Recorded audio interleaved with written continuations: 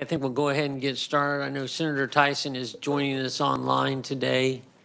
She was not on just a minute ago. She'd asked me for a couple minutes to get online, so we'll make accommodations for that. With that, I may have to leave early today, so I'm going to let this meeting be ran by Vice Chairman Cluse. Thank you, Mr. Chairman. And today we're going to have a hearing. Welcome everybody, first of all, and on Senate Bill 271, and if we can have a briefing on that, I appreciate it.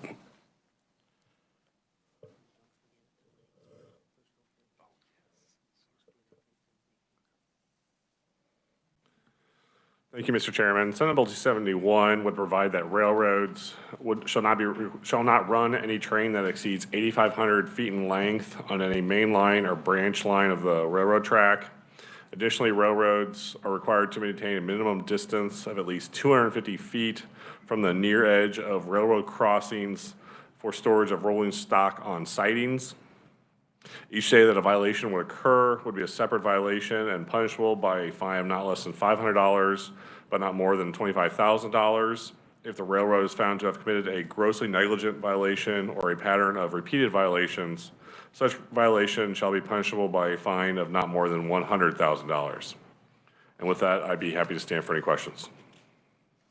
Thank you. Committee, any questions? Yes, sir. Senator Schallenberger. Thank you, and I don't know if you know the answer to this, but you're a nonpartisan bystander. So, are there national guidelines for train length, or does every state just pick their own? I'll probably defer to the other proponents. There are kind of step back. There is a case coming out of Ohio currently, which dealt with supremacy of federal law on railroads. The state of Ohio determined that it was a time limit of blocking of intersections is what the case revolved around. The state of Ohio determined that such issues like that are preempted by federal law. The proponents, I believe, have appealed to the U.S. Supreme Court. Kansas has joined as kind of a member of that case, but we're waiting on the U.S. Supreme Court to determine if they'll take the case, I believe. So it's kind of a roundabout answer to say that there is some federal supremacy issues that could come into play in some of these issues. Okay, thank you. Committee, any other questions? Okay. All right, thank you. And before we move on, just wanted to give a moment for Senator Bowers, a point of privilege. Oh, thank you, Mr. Vice Chair.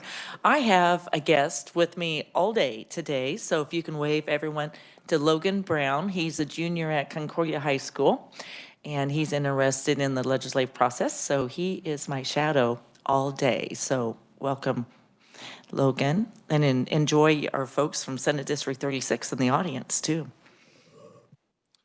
Great. Well, welcome, Logan, and you're from my neck of the woods. I grew up in Miltonville, so awesome. Great. Okay, well, we've got quite a few proponents this morning, so we're going to get right on, and I guess, are we going to start with you, Senator? Okay, Senator Peterson, Chairman, is going to come and open up.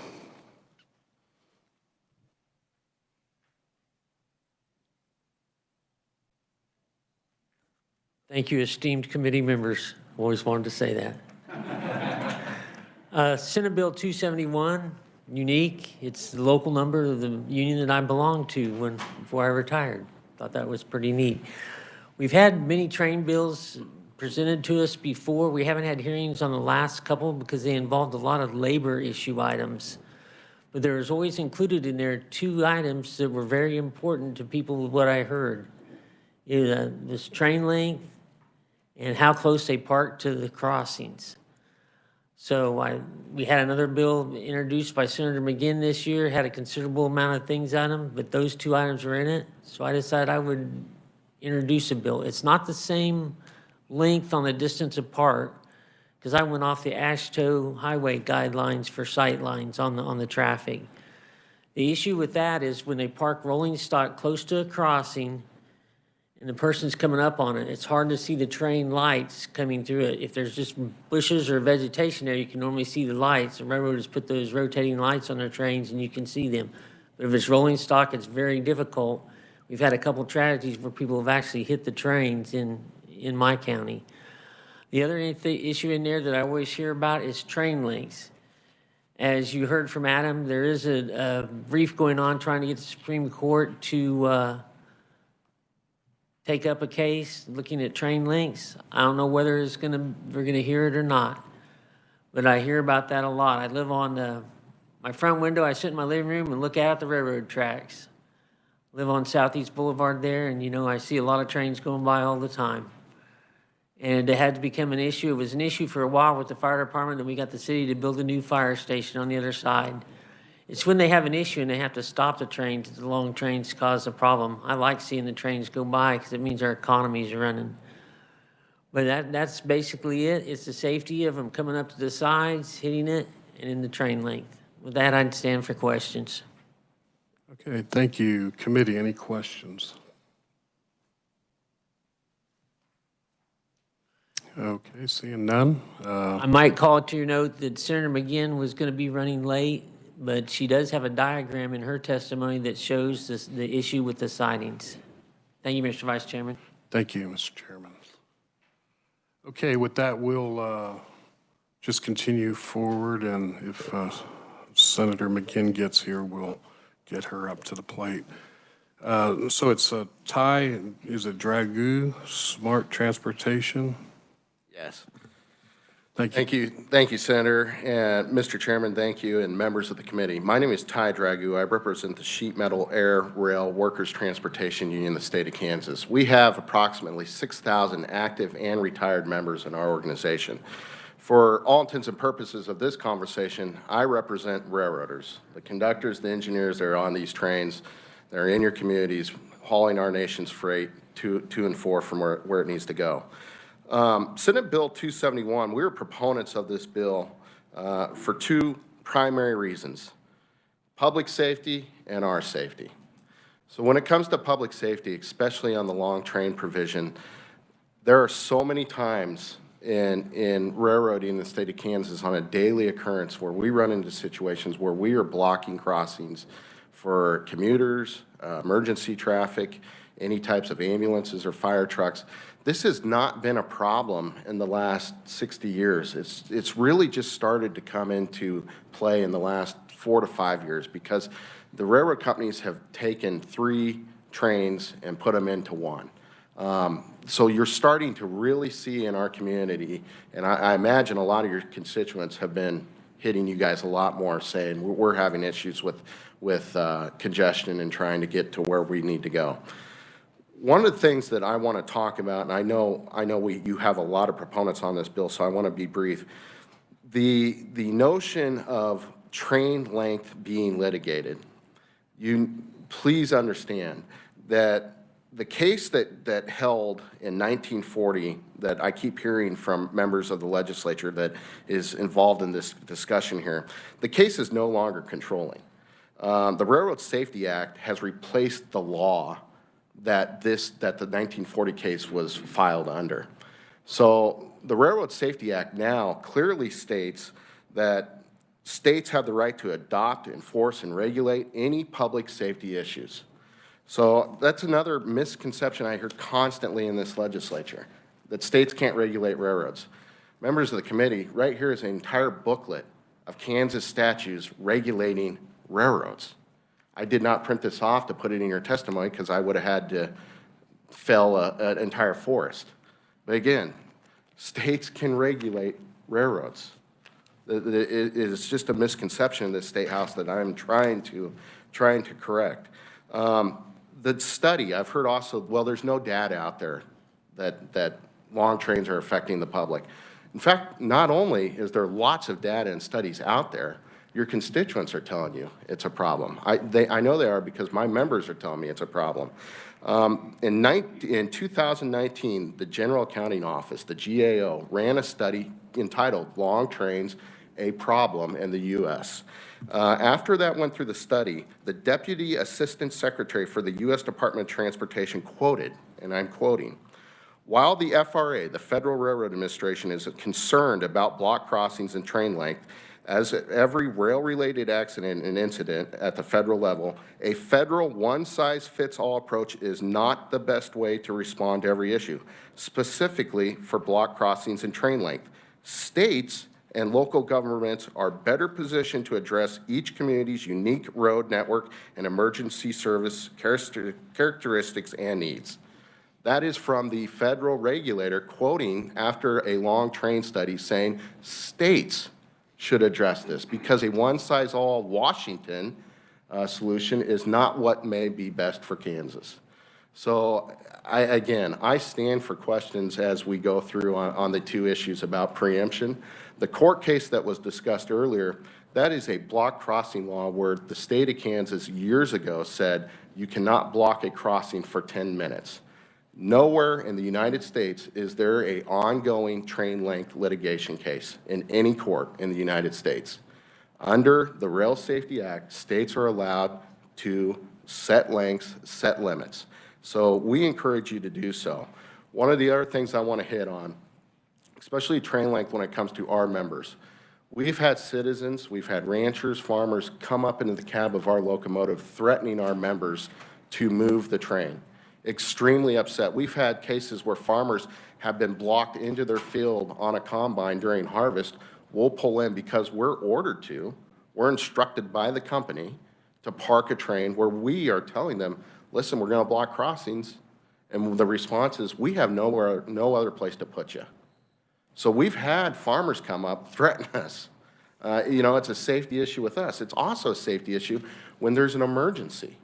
We have handheld radios because thankfully you have 2 individuals on a train today in every train in Kansas. We have handheld radios when we hit a car or there's an accident or someone back at the end of the train. Understand, there's cases where trains are 3 miles long, members of the committee, 3 miles long. You'd speak to anyone in Newton, Kansas, Wichita, Topeka about a 3-mile train, what that does to your community. Our handhelds cannot reach past 8,500 feet. So a lot of times when there is an accident or something, we don't even have communication with the head end. That's an extremely dangerous situation to continue putting us in. One other point I want to make as well.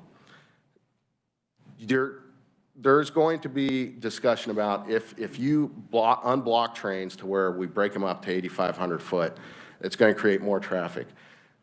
Common sense will tell you when there's a log jam, you take the logs out or you make the logs smaller. I have 20 railroaders behind me that have been doing this for 30 years, and they will tell you the reason that there's so much congestion on the U.S. rail network is because trains are simply too long. Our yards cannot handle the incoming traffic. We don't have sidings long enough to handle long trains. So the only thing that's left on the U.S. rail network is downtown Kansas, Main Street, USA. That's where our trains park. 8,500 feet blocks these trains, so you have roadways that have access, public access, emergency access. It's just a common sense thing to do for the people of Kansas. So with that, I know we had a lot of proponents. I'll stand for any questions, and if you want to answer questions at a later point, whatever your will may be. Thank you, Ty, for your testimony. Committee, we will wait with the questions till the end of the proponents. And with that, Senator McGinn has arrived, and so we will have her come. And just to note, Senator Tyson is on the line, and I believe she may have had a question for Senator Peterson or Adam, but we'll wait till the end of Senator McGinn's testimony, and then Senator Tyson, if you have a question, we'll catch you there. Thank you, Senator McGinn. Welcome. All right.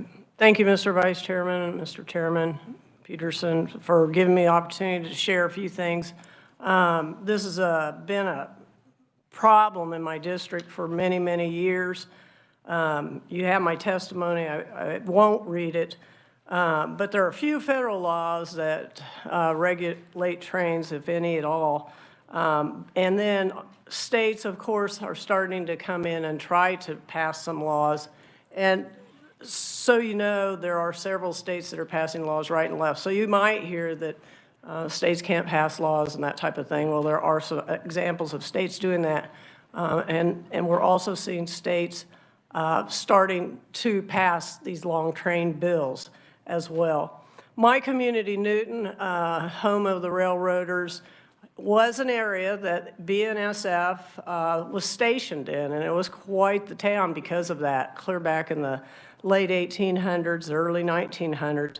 But then the corporation portion left, still have the tracks there, of course, still have the train traffic going through, and it cuts the community of Newton in half.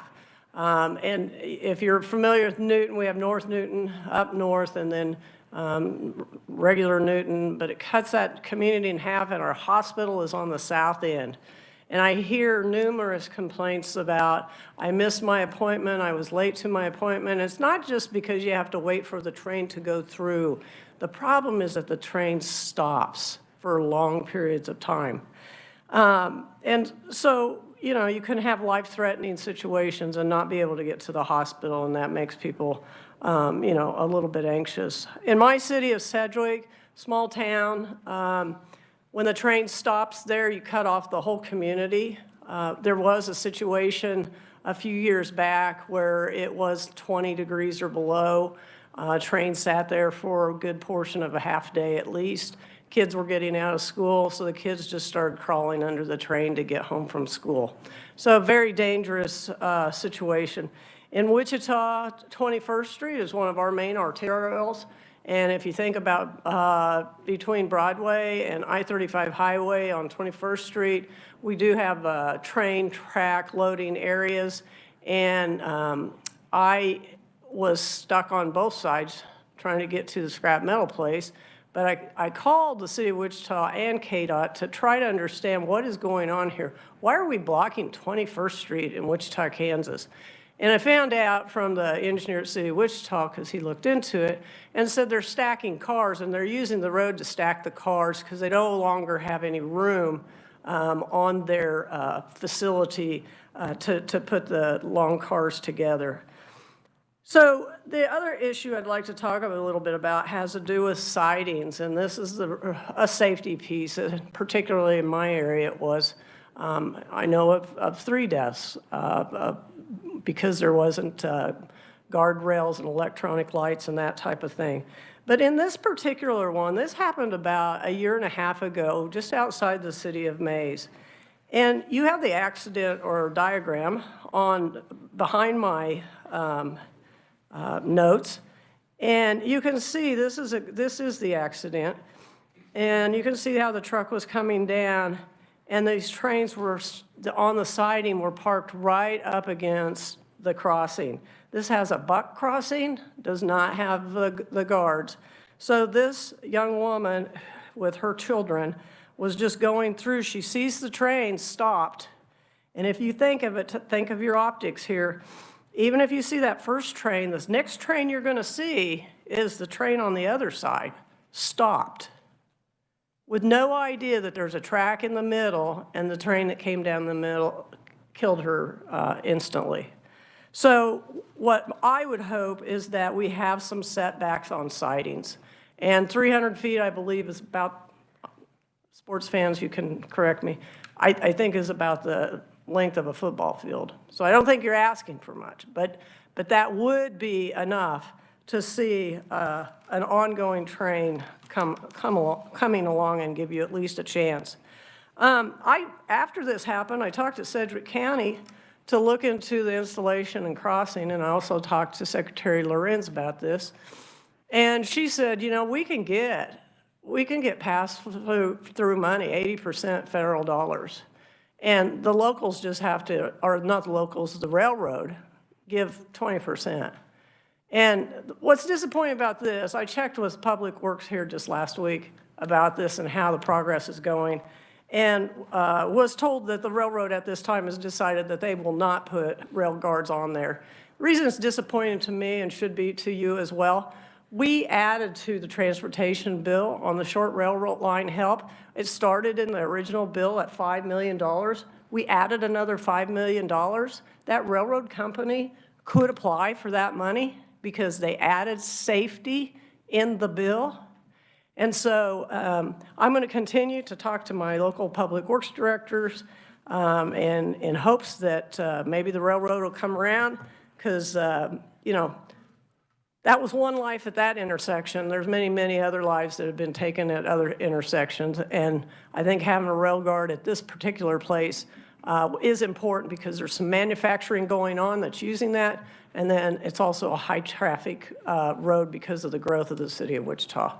So thank you, Mr. Chairman. And I can stand for questions or I can wait, but I also have a Zoom at 9 o'clock. Thank you for your testimony. We'll go ahead and take questions now. Committee, any questions for Senator? Yeah, we can get to it. Yeah, if we can hold just for a minute and make sure we have everybody covered here. And Senator Tyson's online. Did she have a question for Senator McGinn? Okay, Senator. Thank you, Senator McGinn.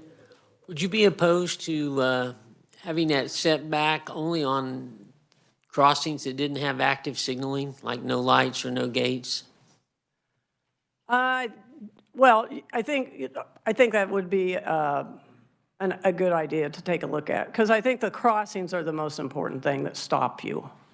And if those crossings, the guards, the electronic guards you're talking about, is that correct? I think that'd be very helpful and could solve most of the problems. Any other questions, committee? Okay, thank you, Senator. All right, thank you.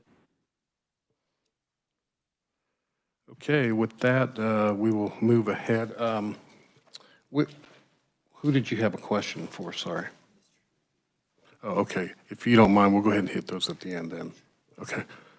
Thank you. Okay, at this time, Joe, is it Lauer?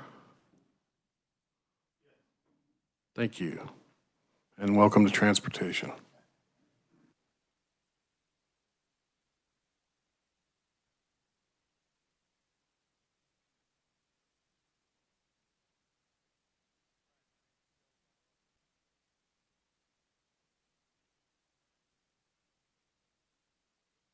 Sorry?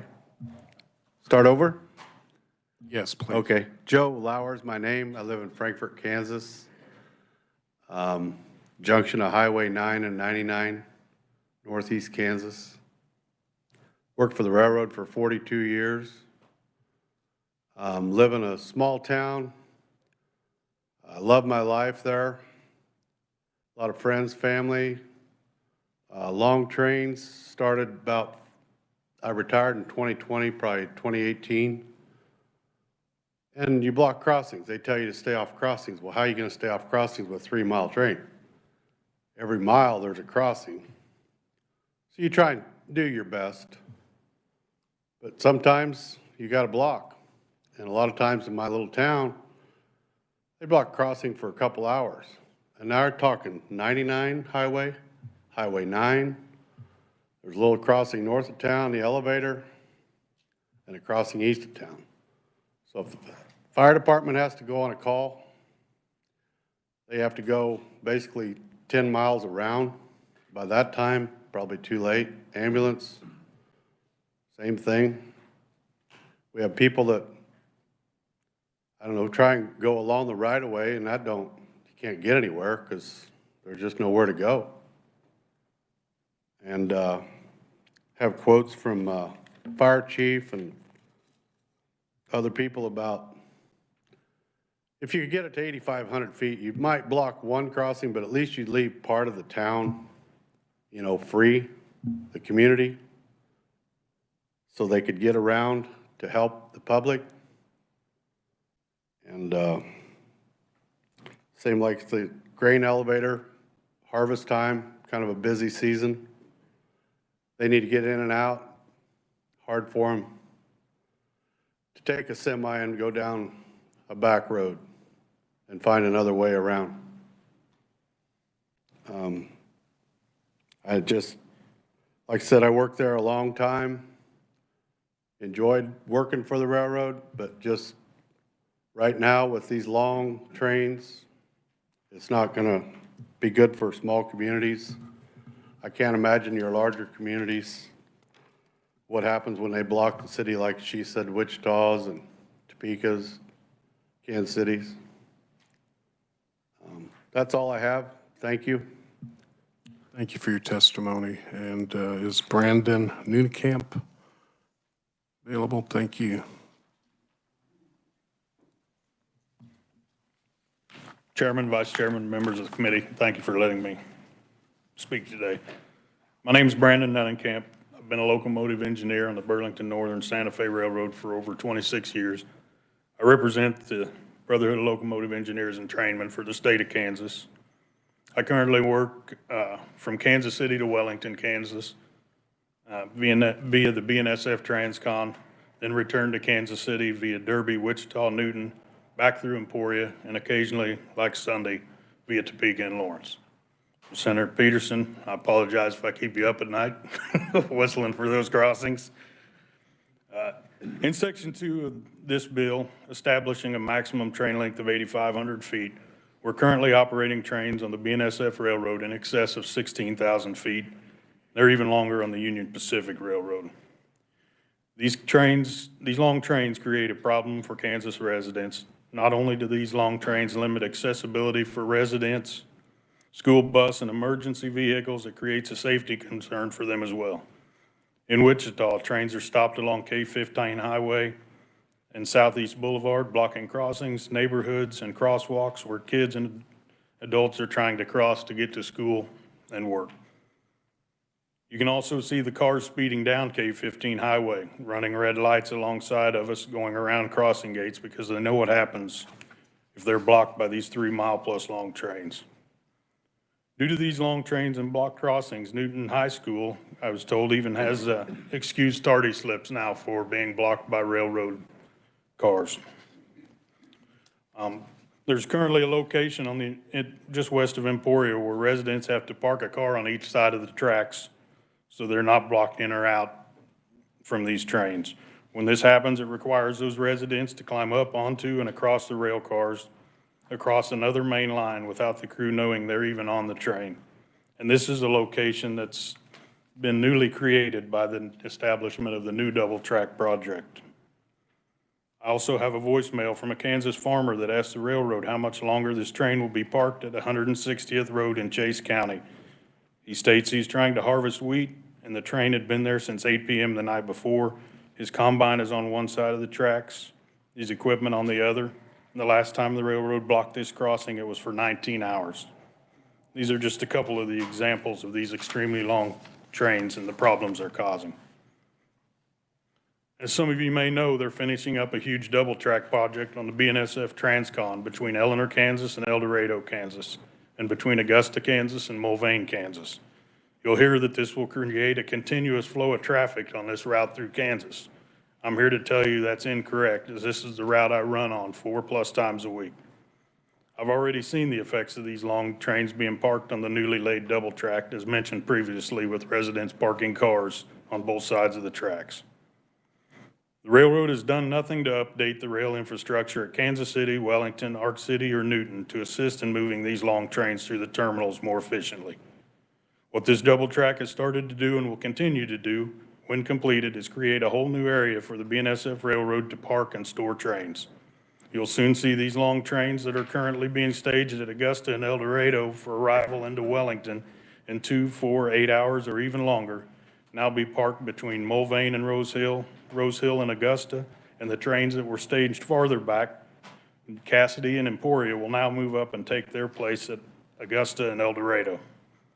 The new expansion will see block crossings and trains parked where they've never been blocked before.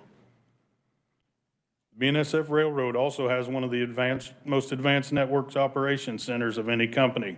But when your dispatchers are based in Fort Worth, Texas, what crossings are blocked and the inconveniences they create for Kansans are just not a concern to them. The handling of these long trains creates other issues.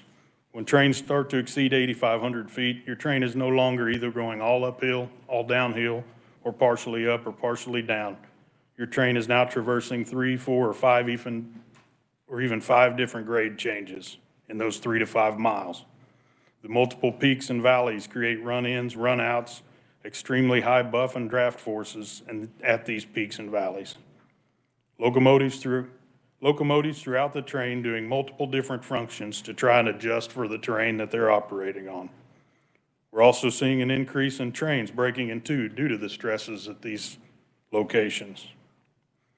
Communication loss with your distributive power locomotives located in the middle and the rear of your train, and being able to control what those locomotives are doing when that comm loss occurs is also a problem. And it's been hit on too, but communication with our conductors. These handheld radios, they give them, depending on your location, have a 5,000 to 7,000 foot transmission area. When we're in Kansas City, Kansas, once we hit about 6,000 feet, we can no longer talk to our conductors that are trying to stop us to set out cars, fuel our distributive power locomotives. It has to be relayed to us by the dispatcher, what they're saying, what we're saying back to them. And the air problems in the train lines and the inability for the train brakes to fully release 2 miles back from the air source of the locomotive. This lack of air can create sticking brakes, leading to hot wheels, which in turn can lead to right-of-way fires or derailments. You can see that along our tracks. You'll see areas that have an acre, 5 acres, or 10 acres that are burned off due to sparks or something from those rail cars. And then in Section 3, we also support the minimum distance for storage of rail equipment from the crossing be 250 feet. A lot of these crossings where this occurs is rural Kansas, and a lot of these are driveways to people's homes or entrances to fields where tractors, combines, and other large, slow-moving equipment cross. Extending this distance can do nothing but help to prevent another crossing accident. With that, I'll stand for questions at the appropriate time. Thank you, Brandon, for your testimony, and we'll move along. Jim Swim, is Jim here? And I think we have one more proponent testifying, so if we could try to keep these within 3 minutes apiece, maybe touch on things that we haven't heard before as well. Thank you. Okay. Thank you for having me. I want to thank you all for your service to Kansas. Okay, it's truly a labor of love. It is. I do public service myself. I'm a private citizen testifying before you. I just want to thank you for your time. Yeah, nothing new. I mean, everybody complains about crossings being blocked. I mean, everybody's experienced that. This love-hate relationship with railroads between Kansas communities have been going on since the mid-1800s. Whenever they first run a train, they're going to block a crossing. And the railroads, in my experience in the past, have been good public citizens. I mean, when they deal with the community, they try to be good neighbors. Cities express concerns about crossings. They back off certain crossings so they don't block traffic and local communities. As we move forward, citizens that experience block crossings, you have your kind of go-to routes that you can get around them. Maybe it might take you 10 minutes. You run around the train. You get on with your day. Anymore with the train length that we're dealing with right now, your routes that you go to get around trains are not available anymore. So that turns into a process where you are unable to get to your destination, or you have to take a route that's maybe 10 miles out of your way. So there is a legitimate concern. As far as train length, there is, from being said publicly, there is no regulation in place right now, so they can just keep stacking on their cars or their trains. So guardrails would be good in this situation. Another concern is staffing. I would be concerned with staffing requirements. In my opinion, from my perspective, the first responder, the ultimate first responder is a train crew. Because when you have a situation at the train, that crew member is on the ground inspecting the train. They're the ones that initiate that first responder process whenever you have an issue like in East Palestine, Ohio. Unless you have someone on the ground, boots on the ground, to initiate that first response, how do you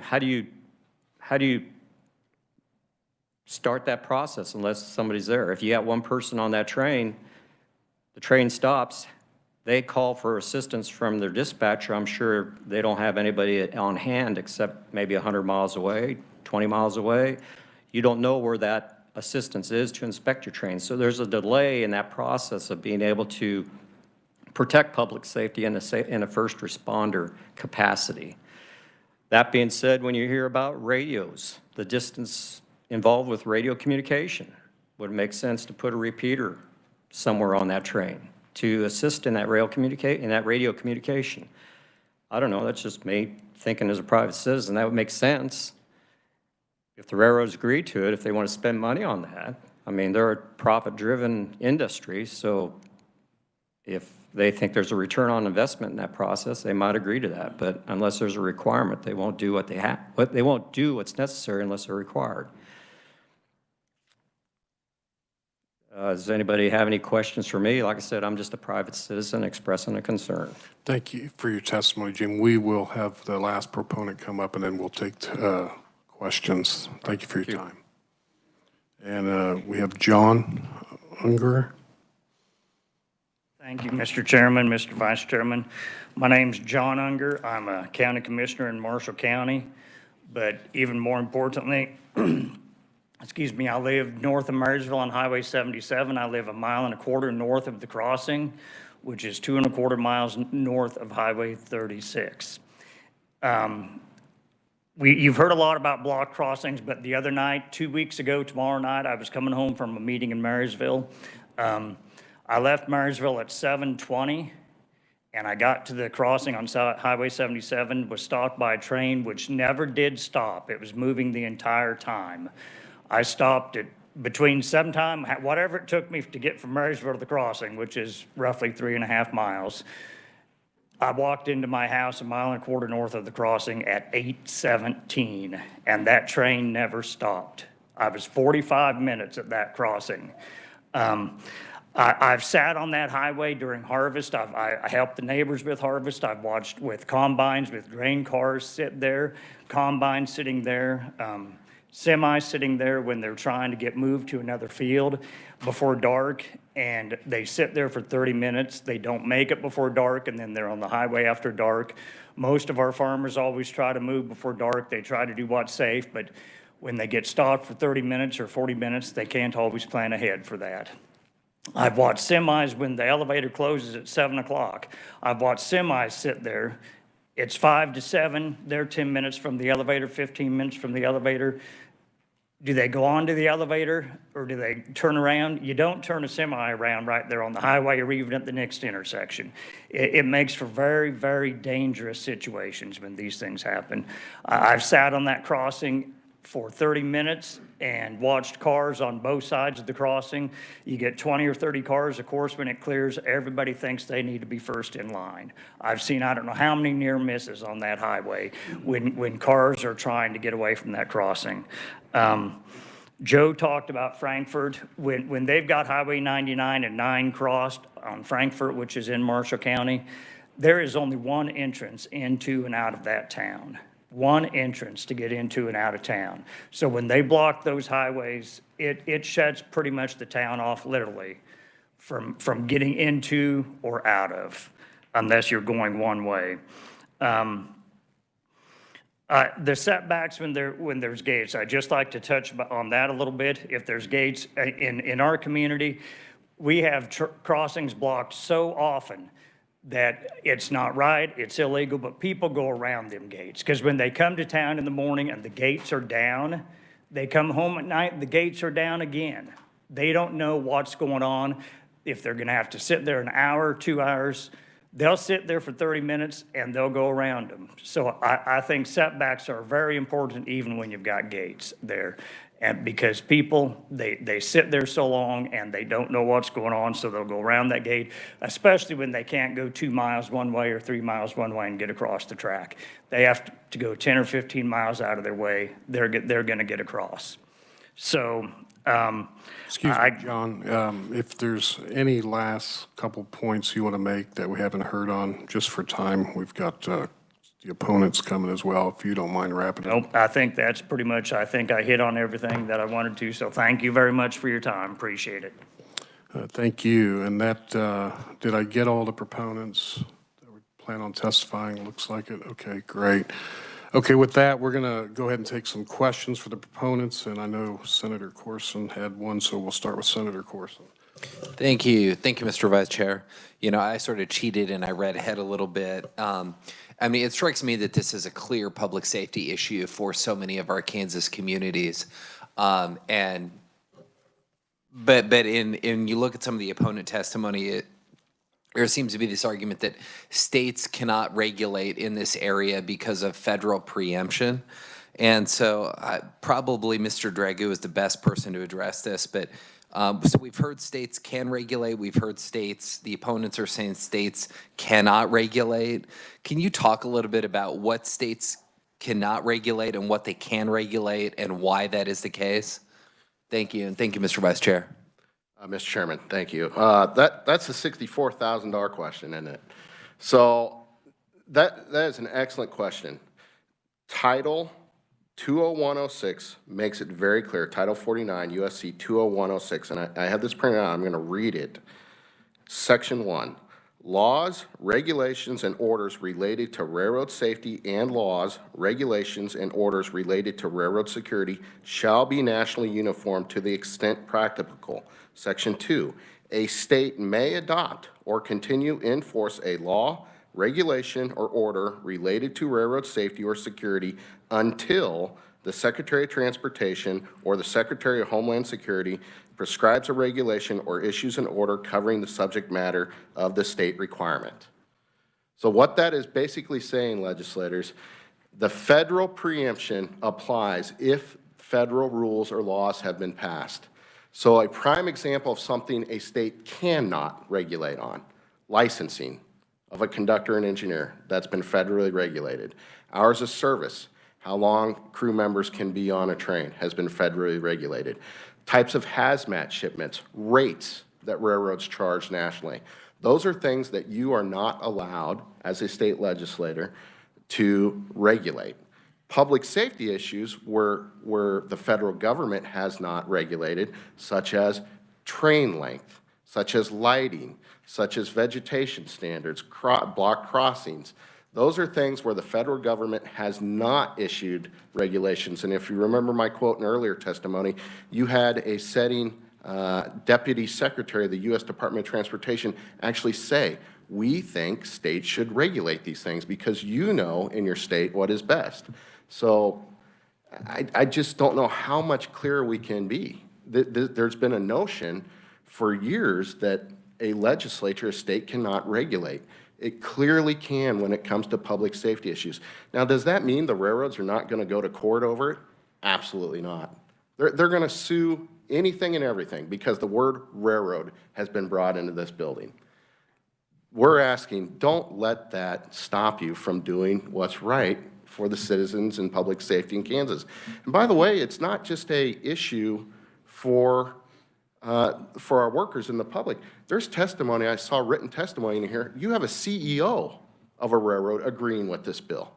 A CEO of the Rock Island Railroad. I stress you, look at that testimony. So you're going to hear railroads say, you know, hey, safety is our #1 priority. Well, when it comes to this, safety is #2. Profit is #1 priority. Profit is the #1 priority. Fortunately, there are some CEOs, and you'll see in the written testimony, on their railroad, safety actually is the #1 priority. So I hope that answers your question, Senator. Okay, thank you. Committee, any other questions? Yes, Senator Warren. Thank you, Mr. Vice Chair, and thank you, everyone, for attending the hearing today, as well as the testimony that we heard. A couple of questions regarding, I think it was Mr. Swim who said kind of a love-hate relationship with the railroads and trying to find a solution to what has become a very important public safety issue and looking at commerce, and we hear supply chain issues and things like that are a concern. So as we try to find a solution, I'm asking questions, what would that look like? Can anyone speak to, Kansas is located geographically in the heart of the nation, and I don't know how many rail lines we have through Kansas that go into other states. Are there any of the length restrictions by our surrounding states, and what are they? And if they are different, how does that impact the operation of our railroads? If Kansas has a shorter restriction to trains, how would that work to get commerce through and the trains through and running on time and everything? Just logistically, how would that look? So are we different? How are we different? And if we're going to become different, how do we then still get commerce and trains through in a safe way?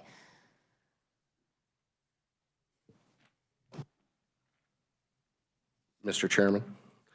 I'll field that question, Senator, if that's okay. So to answer your first part, states that are currently regulating or looking at laws for regulating, again, this has not been a problem for the last 3 or 4 years. That's when railroads have really started to build these monster trains. So Indiana has introduced legislation. Iowa, it's passed the Senate in Iowa. It's now sitting in the House.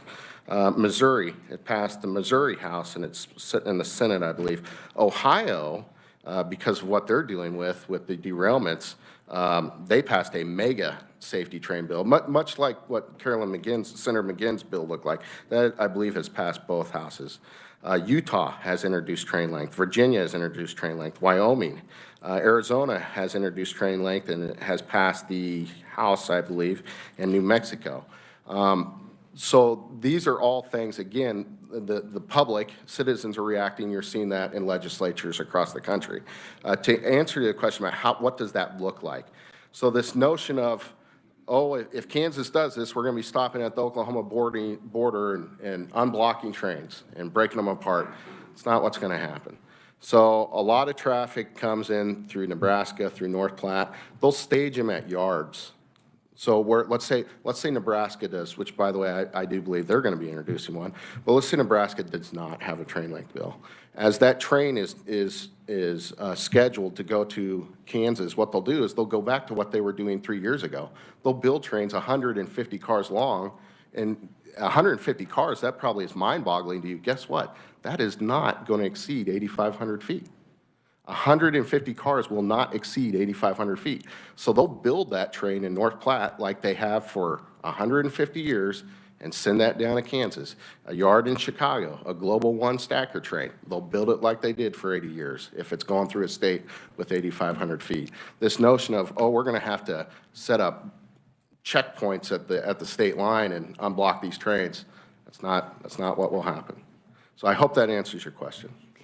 That does. Thank you for explaining the logistics, and thank you for clearing up that if this were to become law in Kansas, we would be one of the first states regulating the length of trains, because the 10 or so you've listed, no other state has passed a length regulation law yet, but it's being discussed in a lot of places. Yep. So a new concept, it seems, if it becomes law in one of the states that's looking at it. So thank you, and thank you, Mr. Vice Chair. Thank you. Thank you for your testimony. Committee, we are running out of time, so with that, let me just see. Pat and Adam, are you available tomorrow? If we were to do this, would you be available online? Maybe online. Okay, would that work? I'm Mr. Chairman? Adam is from Texas. Okay. Well, why don't we have Adam come then and give his testimony, and committee, we just are out of time for more questions, but we could pick it up if it's okay with the chairman tomorrow. Got a text, Mr. Chairman, that Missouri House did not pass it. So I'm technically correct today. Thank you. There's been a lot of legal discussion, so my testimony is going to focus on that. I think I'll answer the question you asked, Senator. But first of all, let me introduce myself. My name is Adam Weiskettel. I'm the Assistant Vice President and Associate General Counsel for Operations at the BNSF Railway Company. There's been a federal agency dedicated to regulating the railroad industry since 1887, when Congress created the Interstate Commerce Commission. Today, there are two different federal agencies primarily devoted to regulating the freight rail industry. The first is the Surface Transportation Board, or the STB, which Congress created in 1995 as a successor to the Interstate Commerce Commission. The second is the Federal Railroad Administration, or the FRA, which was created in 1966 as part of the U.S. Department of Transportation. The STB derives much of its statutory authority from the Interstate Commerce Commission Termination Act, which is commonly referred as ICTA. ICTA explicitly states that the STB's jurisdiction over transportation by rail carriers is exclusive. Congress defined the scope of that exclusive authority to include the movement and storage of locomotives, rail cars, and equipment, and the operation of a railroad side tracks or facilities. Congress also reserved for the federal government the power to regulate every area of railroad safety via the Federal Railroad Safety Act, or the FRSA. The FRSA mandates that the regulation of railroad safety shall be nationally uniform to the extent practicable, and preempts any state laws covering an issue that is already addressed by FRA regulation. Now, a long line of legal precedent indicates that the legislation under consideration here would clearly be preempted by the STB's exclusive jurisdiction. And if I might mention, there's been a lot of discussion of the FRSA. Mr. Dragoo referenced that. That's frankly the wrong statute to be talking about here, and I'll explain that in a minute. In 1945, the Supreme Court of the United States struck down an attempt by the state of Arizona to limit the length of trains moving through the state.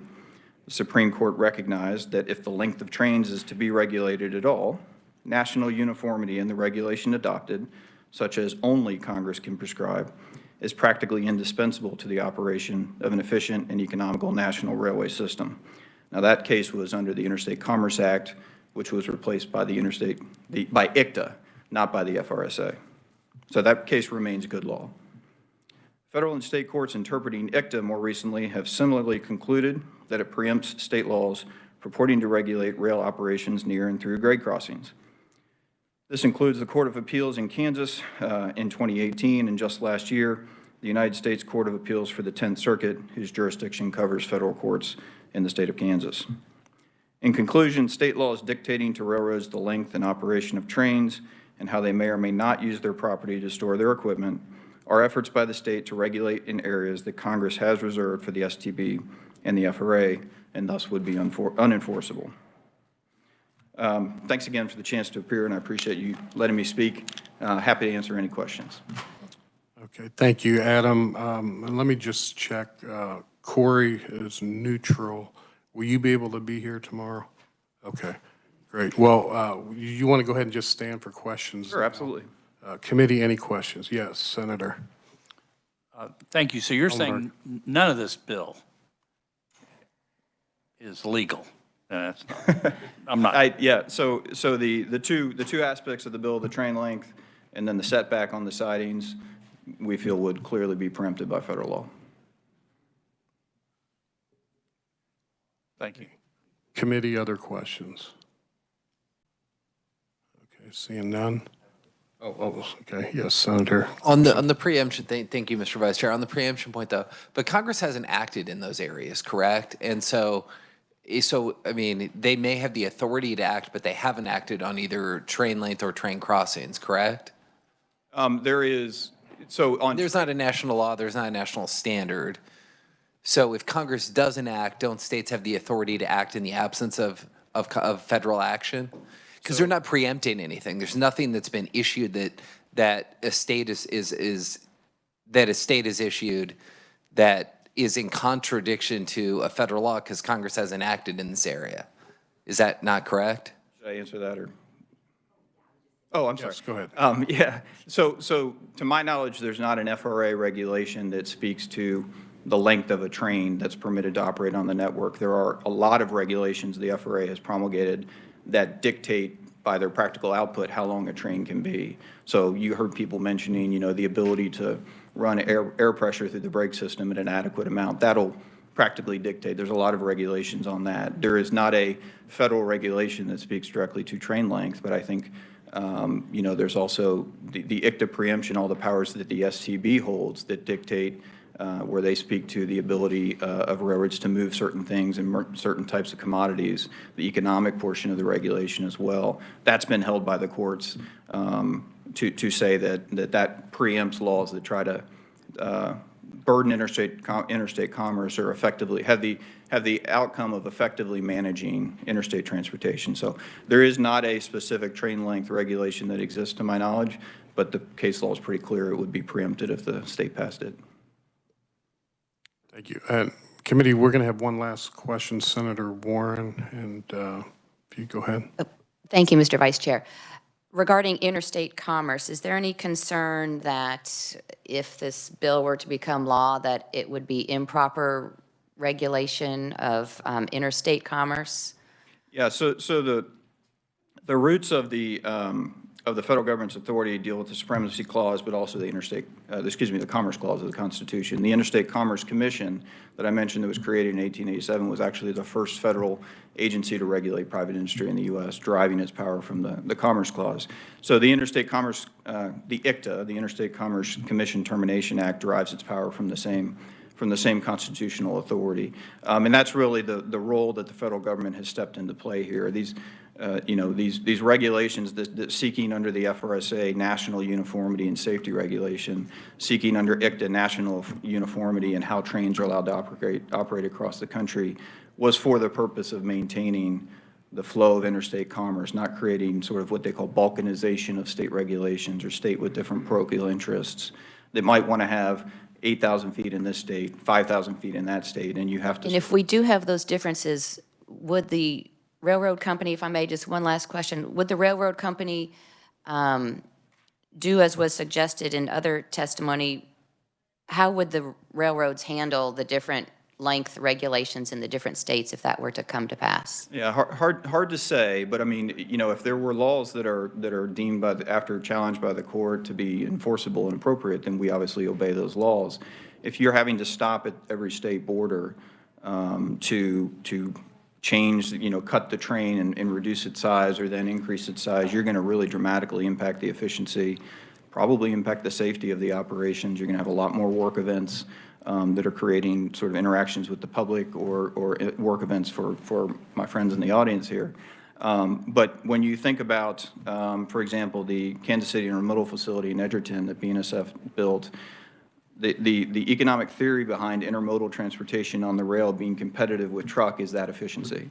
So if you're having to stop at every single state border to rearrange your train, you're going to lose the competitiveness you have with trucking in that instance, and you're going to see containers and trailers on the highway instead of on the trains. Thank you, Mr. Vice Chair. With that, committee, we are out of time, and my apologies that we went over. If tomorrow, Adam, you want to join online, we welcome that, and we'll pick things up with Pat. We still have a neutral. And any other questions, just maybe write them down, and we'll pick it up tomorrow. And with that, we're adjourned.